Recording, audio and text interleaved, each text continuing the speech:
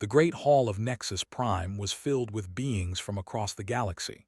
There were creatures made of light, others made of stone, and some that floated like clouds of colored gas.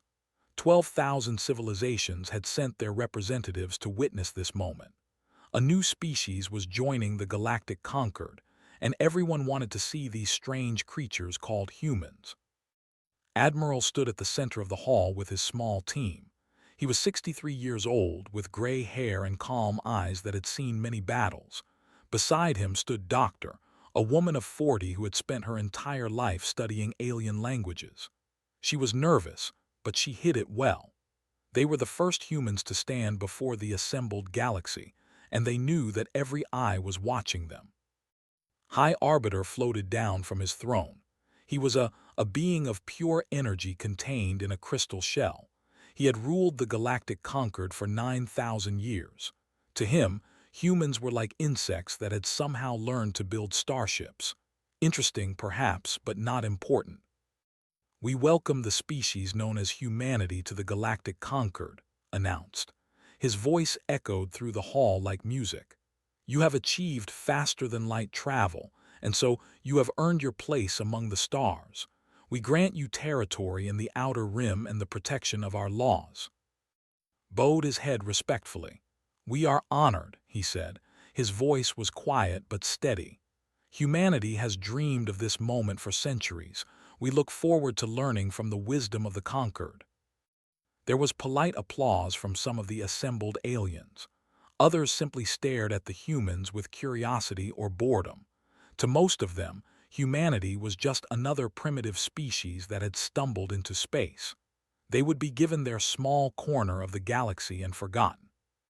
But then something unexpected happened. In the far corner of the hall, an ancient figure rose from his seat. He was the last survivor of the people. His species had died out nearly 100,000 years ago, destroyed by a war that no one remembered. Himself was kept alive by machines and medicine, a living relic of a forgotten age. He had not spoken in public for over 10,000 years. Now he spoke. "Stop," said. His voice was weak and cracked, but somehow it silenced the entire hall. "I must speak. I must warn you." High Arbiter turned to face the ancient being. "Elder, you honor us with your words. Please speak." Walked slowly toward the center of the hall. His body was bent and fragile, but his eyes were sharp. He stopped in front of Admiral and stared at him for a long moment. Then he turned to face the assembled representatives. "I know this species," said. "We knew them before, in another age, in another form. My people visited their world when they were still living in caves and hunting with stones. We thought they would be easy to conquer. We thought they would make good slaves." The hall was completely silent now. No one moved. "We sent 50,000 ships to their world," continued. 50,000, and do you know what happened?" He paused and looked around the hall. "We never came back. Not one ship, not one soldier. These small, soft creatures with their short lives destroyed us completely. My entire species died because we made the mistake of threatening them." There was a moment of shocked silence. Then someone laughed. It was an ambassador, a large reptilian creature with golden scales. Soon others joined him. The laughter spread through the hall like a wave. "Forgive me, Elder," High Arbiter said gently, "but surely you are mistaken. These humans have only just discovered space travel. 100,000 years ago, they did not even have fire. How could they have defeated your people?" "I do not know how," said. "I only know that they did. I am warning you now as I wish someone had warned my ancestors. Do not underestimate them. Do not threaten them. Do not let their soft flesh and brief lives fool you. They are the persistent ones. They do not stop. They do not forget. And they do not forgive." More laughter filled the hall. A crystal-skinned diplomat shook his head in amusement. "The poor elder has finally lost his mind," someone whispered loudly. High Arbiter raised his hand for silence. "We thank you for your warning, Elder. Your wisdom is valued. But I assure you, these humans are no threat to anyone. They are merely evolutionary curiosities, beings who survived their violence through luck and nothing more. Looked at one more time. Remember my words, he said quietly. When the time comes, remember that I tried to warn them. Then he turned and walked slowly back to his seat. The ceremony continued as if nothing had happened. Humanity was given their small territory in the outer rim, far from the important systems. They were assigned a minor seat in the conquered, with little power and less respect. Admiral accepted everything with quiet grace. Later that night, Doctor was walking through the corridors of Nexus Prime when she heard a voice behind her. "Young one, wait." She turned and saw Elder standing in the shadows. He looked even older up close, like a man who had lived far too long. "I want to tell you the truth," said. "The full truth about what happened to my people." Felt a chill run down her spine. "What happened?" "We landed on your world with weapons that could burn cities in seconds," said. "We had ships that could block out the sun. We had soldiers who had conquered 100 worlds. And your ancestors with their stone spears and their animal skins, they looked at us and they were not afraid." He paused, his ancient eyes filled with something that looked like fear. "They adapted. Every weapon we used, they learned to counter. Every strategy we tried, they found a way around. They could not match our technology, so they attacked our minds instead. They made us afraid. They made us doubt. They made us see that we could never truly defeat them because for every one of them we killed, 10 more would rise to take their place." "What happened in the end?" asked. "In the end, we broke," said simply. "Our soldiers refused to fight.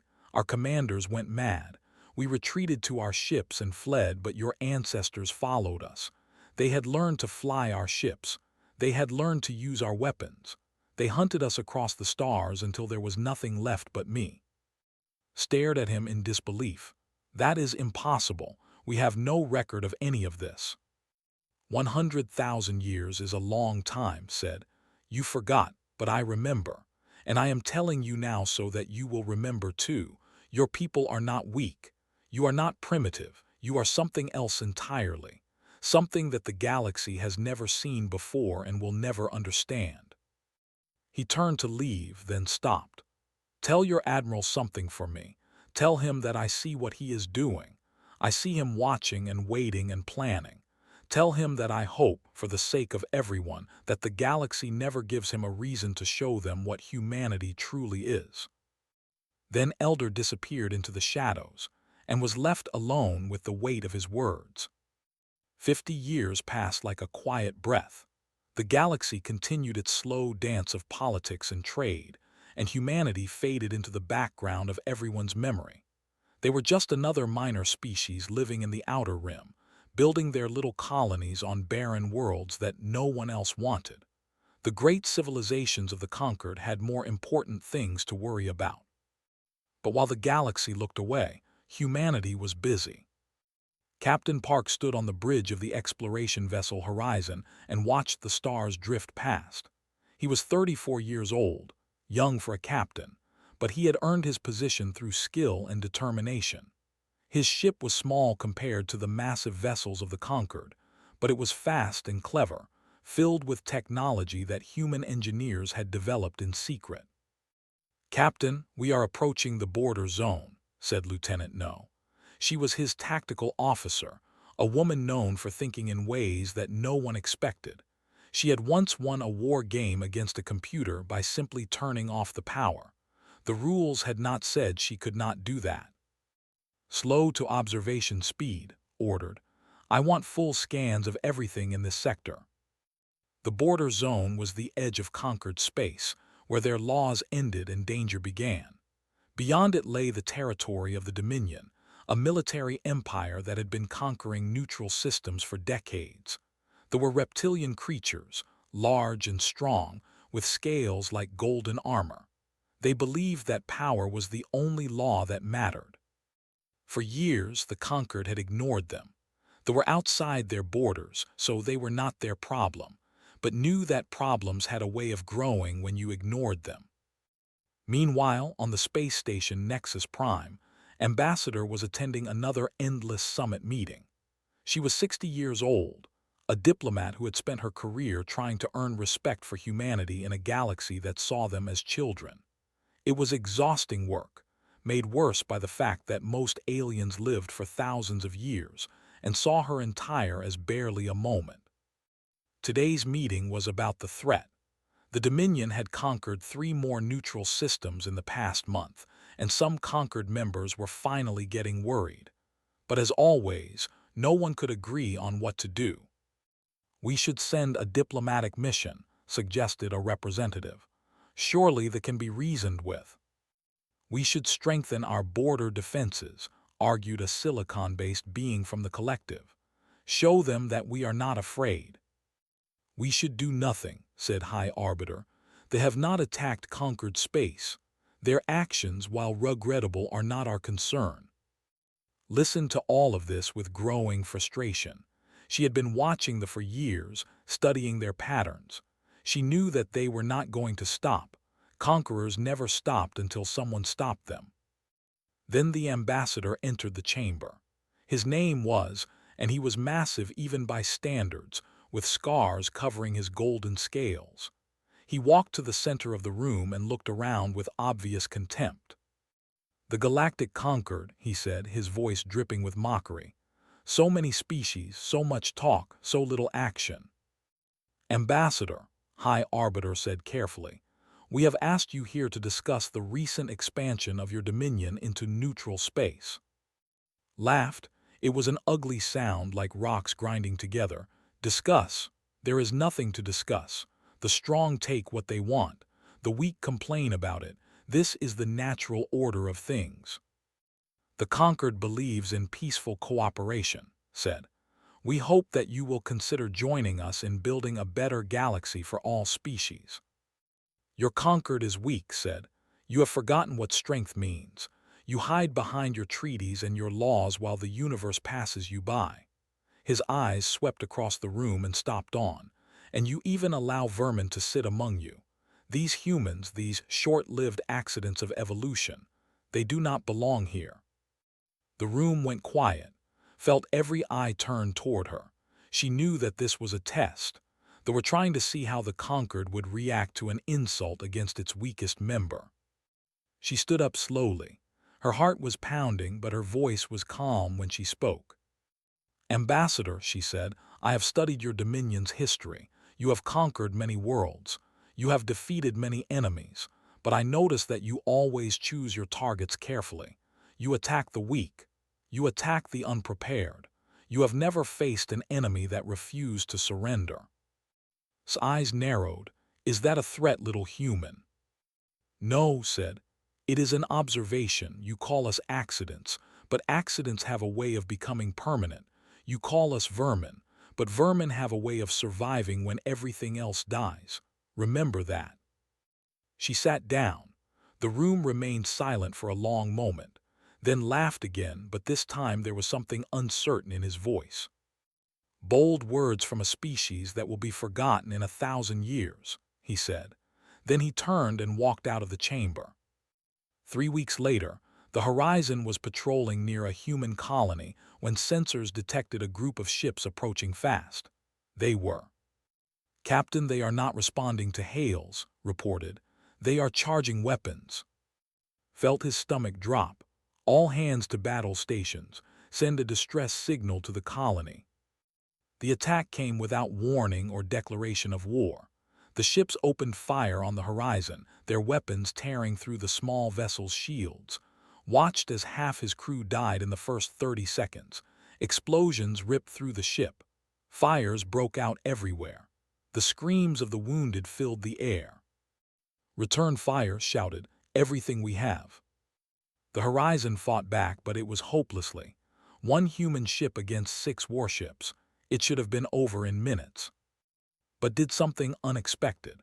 She rerouted all power from life support to the engines and flew the Horizon directly at the lead ship. At the last second, she released a cargo container filled with mining explosives. The explosion crippled the vessel and created enough chaos for the Horizon to escape into hyperspace. They limped back to human space with half the crew dead and the ship barely holding together, but had recovered something important from the battle, a data chip from a destroyed drone. It contained orders from Emperor himself, the ruler of the Dominion. The attack on the horizon had not been a random border incident. It had been a planned assassination. Brought the evidence to the Galactic Concord and demanded justice. He stood before the assembly with bandages still covering his wounds and showed them the proof of aggression. High Arbiter listened carefully, then he spoke. "This is indeed troubling," he said. "We will send a formal protest to the Dominion. We will demand an apology and compensation for the lives lost." "A protest," said. "They killed my crew, they attacked us without warning, and you want to send a protest?" "The conquered does not seek war," said. "We will handle this through diplomatic channels." Stared at him for a long moment, then he nodded slowly. "I understand," he said. "I understand perfectly." He turned and walked out of the chamber. As he passed through the gallery, he saw Admiral watching from the shadows. The old man was over 100 years old now, kept alive by human medicine, his eyes still sharp and calculating. Caught's arm as he passed. "Did they help?" "No," said. "They did nothing." Nodded as if he had expected this answer. He pulled out a small communication device and sent a single message to Earth Command. It contained only 2 words. "They have chosen prepare." The galaxy had made its decision. Now humanity would make theirs. Emperor sat on his throne of black stone and smiled. His golden scales gleamed in the light of 1,000 torches. Around him, his generals knelt in submission, waiting for his command. "The time has come," said. "The conquered is weak. They talk and debate while we grow stronger, and the humans are the weakest of them all. We will destroy them first, and the rest of the galaxy will see that the Dominion cannot be stopped." "How many ships shall we send, my emperor?" asked General. Considered the question. The humans had perhaps 200 warships, a small fleet defending a handful of colonies. It would be an easy victory. "Send 10,000 ships," said. "I want the humans erased from existence. I want their worlds burned. I want their species forgotten. Let this be a message to the entire galaxy." The generals bowed and went to prepare the invasion fleet. Emperor leaned back on his throne and imagined the glory that awaited him. In a week, maybe less, the human problem would be solved forever. The galaxy watched as the armada gathered at the border. 10,000 warships, the largest fleet assembled in a century. News broadcasts across conquered space showed the massive ships moving into formation. Commentators predicted that the war would last perhaps 3 days. Some felt pity for the humans.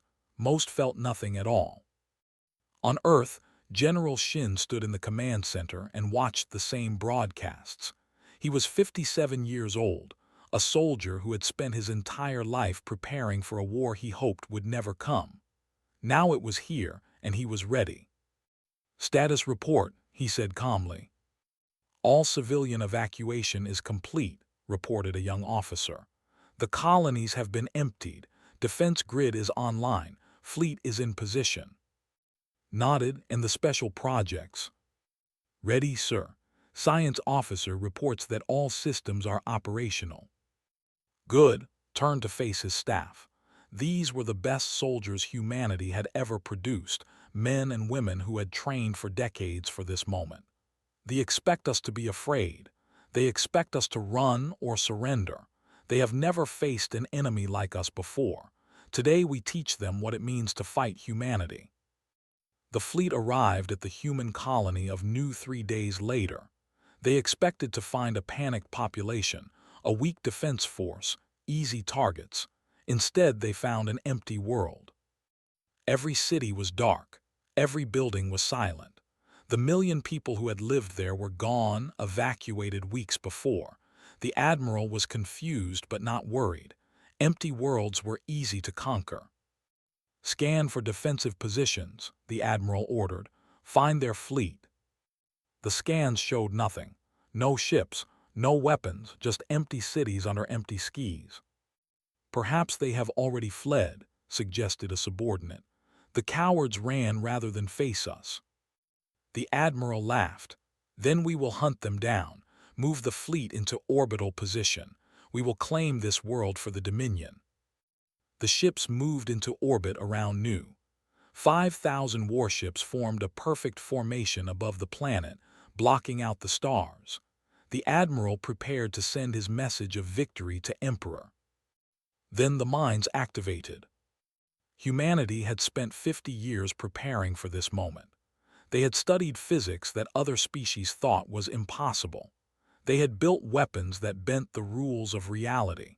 And they had hidden gravitational mines throughout the new system, invisible and undetectable, waiting for the perfect moment. The mines created pockets of compressed gravity that tore ships apart from the inside. Hulls crumpled like paper. Engines exploded. 2,000 warships were destroyed in the first 3 minutes. The rest scattered in panic, their formations broken, their communications jammed. And then the human fleet appeared. They came out of hyperspace like ghosts, 200 ships against 8,000. They were smaller than the vessels, faster and more nimble. They attacked in waves, striking hard and retreating before they could respond. Every time they formed a new strategy, the humans changed theirs. Every time they thought they had gained an advantage, the humans found a way to take it away. Pilot O led the Black Phoenix squadron through the chaos of battle. Her fighter was small enough to fly between the massive ships, targeting their weak points with surgical precision. She had been flying since she was 15 years old. Her reflexes were faster than any machine could match. "Phoenix 3, watch your left," she shouted into her communicator. "Phoenix 7, cover the transport. Everyone else follow me." Her squadron dove toward a command ship, dodging fire that would have destroyed them instantly. They reached the ship's engine section and released their payloads. The explosions tore through the vessel's power core. The entire ship went dark and began to drift. Across the battlefield, similar scenes played out again and again. Human ships that should have been easy targets became impossible to catch. Human soldiers that should have been terrified fought with a calm determination that shocked the commanders. Nothing was going according to plan. After 6 hours of fighting, the fleet retreated. They had lost 4,000 ships. The humans had lost 23. General appeared on every communication channel in the galaxy. His face was calm, but his eyes burned with something that made even the oldest conquered species feel uncomfortable. "The Dominion has declared war on humanity," he said. "We accept, but let me be clear about something. We did not survive ice ages. We did not survive plagues. We did not survive weapons that could destroy our entire world. We did not crawl out of the mud and reach for the stars just to be ended by those who do not understand what war truly means." He paused, letting his words sink in. "To Emperor I say this, you have started something that you cannot finish. Every ship you send we will destroy. Every world you threaten we will defend. You wanted war with humanity, now you have it. And you will learn, as others have learned before you, that we do not stop. We do not surrender. We do not give up. We keep fighting until there is nothing left to fight." The broadcast ended. Across the galaxy, species that had laughed at the warning about humanity fell silent. They watched the battle recordings with growing disbelief. The humans had not just survived the attack. They had won, decisively. On Nexus Prime, Elder sat in his chamber and watched the news. A single tear rolled down his ancient face. "I told them," he whispered to himself. "I warned them and they laughed. Now they will learn what we learned 100,000 years ago. Humanity does not know how to lose. They will keep fighting until the end of time itself if they have to." High Arbiter came to visit him that evening. The leader of the Galactic Concord looked troubled for the first time in centuries. "Elder," said carefully, "I am beginning to think that perhaps we should have listened to your warning." Looked at him with tired eyes. "It is too late for listening now," he said. "You let this happen. You could have stopped You could have protected the humans. Instead, you did nothing, and now humanity has remembered what it truly is." "What do you mean?" asked. "For 50 years they tried to be peaceful," said. "They tried to fit in. They tried to be like us, but that is not what they are. They are survivors. They are fighters. They are the species that conquered their own death instinct and turned it into a weapon, and now that weapon is awake." He turned back to the news broadcast, which was showing the burning wreckage of the fleet. "The war has only just begun," said, "and before it ends, the entire galaxy will understand why my people were so afraid of them." 1 year had passed since the war began, and the galaxy had changed forever. The Dominion, which had seemed so powerful and unstoppable, was now fighting for its survival. Every battle they started, they lost. Every trap they set, the humans avoided. Every strategy they tried, the humans countered with something new and unexpected. Emperor sat alone in his palace, staring at maps that showed his territory shrinking day by day. He had sent 10,000 ships to destroy humanity. Now he had barely 3,000 left. His generals were afraid to bring him bad news. His advisors had stopped speaking entirely. "How is this possible?" he whispered to the empty room. "They are small, they are weak, they live for barely 100 years. How are they defeating us?" The answer came not from his own people, but from intercepted human communications. Science officer had created something called the Echo Protocol. It was a form of psychological warfare that no species had ever seen before. Every time a ship was destroyed, its final moments were recorded and broadcast directly into Dominion communication networks. Every scream, every explosion, every desperate call for help. The humans were not just defeating they were making them watch themselves lose again and again until their soldiers could not sleep without nightmares. The message was always the same, repeated in every language. "We remember everything. Do you?" General launched Operation Persistent Dawn in the spring of the war's second year. For the first time, human forces crossed into space, not to conquer, not to destroy, but to prove a point. Human soldiers landed on a colony world called. The planet had gravity 3 times stronger than Earth. The air was thin and poisonous. Temperatures dropped to deadly levels at night. The garrison thought they were safe. No species could fight effectively in such conditions. They were wrong. The human soldiers wore exoskeletons that their strength. Neural links connected their minds, allowing them to coordinate without speaking. They moved through the hostile environment like ghosts, appearing and disappearing without warning. The battle lasted 4 days.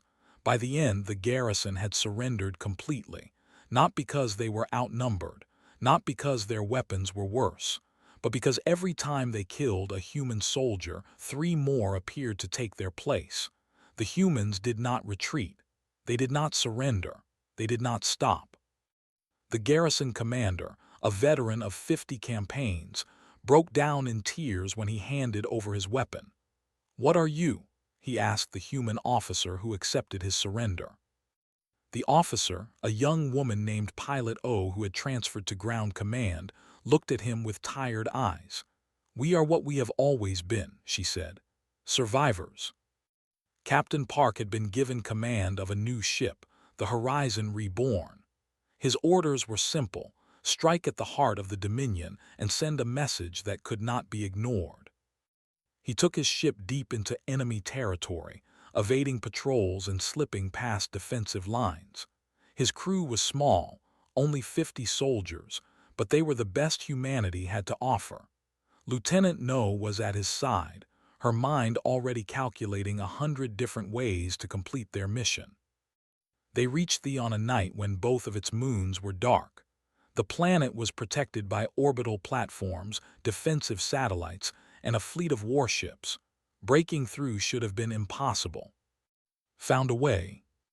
She had studied technology for years, learning its weaknesses and limitations. She discovered that their defensive systems had a gap, a tiny window every 6 hours when the satellites realigned themselves. It lasted only 40 seconds. It was enough. The Horizon Reborn dove through the gap and descended toward the planet's surface. Forces scrambled to respond, but by the time they reached the ship's landing zone, the humans had already completed their mission. They had not destroyed the Imperial Palace. They had not killed Emperor. Instead, they had carved a message into the palace walls using plasma cutters that burned letters 100 meters tall. The message said, "We could have, we chose not to, remember that." The news spread across the galaxy within hours.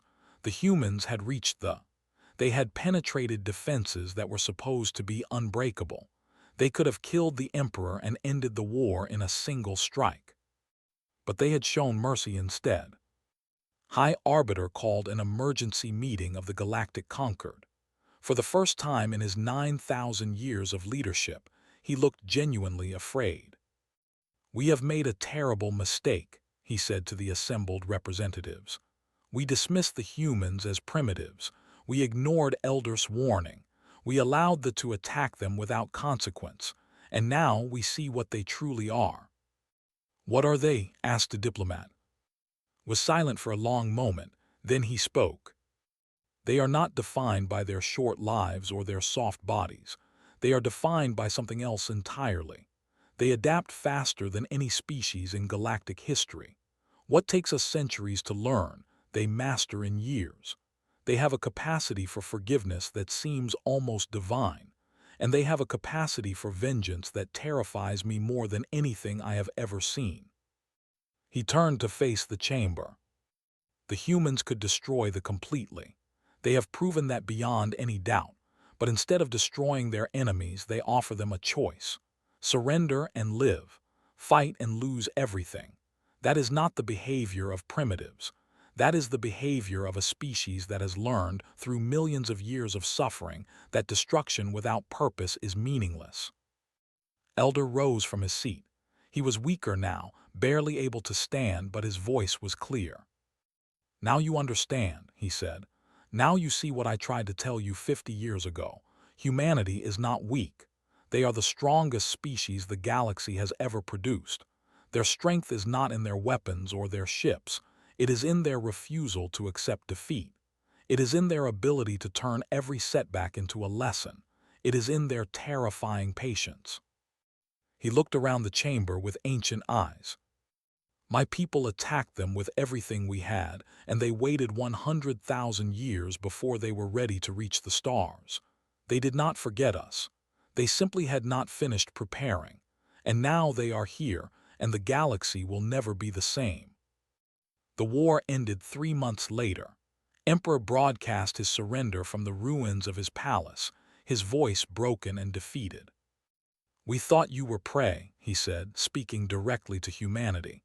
"We thought you were weak. We thought your short lives made you meaningless. We were wrong about everything." He paused, struggling to find words. "You are not prey, you are not predators, you are something worse, something we have no word for. You are survivors. You have faced extinction again and again, and each time you have come back stronger. We cannot defeat you. No one can defeat you, because you do not know how to lose." General accepted the surrender with quiet dignity. He did not gloat. He did not threaten. He simply nodded and said, "The war is over. Now we can begin to heal." The galaxy watched in stunned silence. The humans had won a war that everyone expected them to lose. They had defeated an empire that had conquered 100 worlds, and in the end, they had shown mercy to their defeated enemies. For the first time, the Galactic Concord began to understand Elder's warning. Humanity was not a species to be dismissed, or they were a species to be respected. And perhaps, just perhaps, feared. 5 years had passed since the war ended, and the galaxy was learning to live with a new truth. Humanity was no longer a minor species hiding in the outer rim. They were a power that everyone respected, and some still feared. The Great Hall of Nexus Prime looked different now. A new section had been added, larger and more prominent than before. It was the human section, built not by human hands but by the galactic conquered as a gesture of respect. Ambassador sat in a seat that had once been reserved for the most ancient and powerful civilizations. High Arbiter floated to the center of the chamber. He was older now, his crystal shell showing cracks that had not been there before. The war had aged him in ways that 9,000 years of peace had not. "We are gathered today to welcome humanity as a permanent member of the High Council," he announced.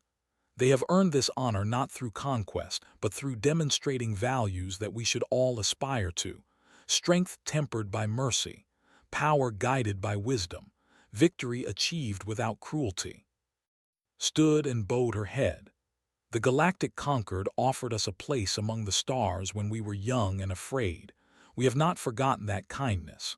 We hope that together we can build a galaxy where no species has to fear another." There was applause, genuine and warm. But everyone noticed the human fleet stationed permanently near Nexus Prime.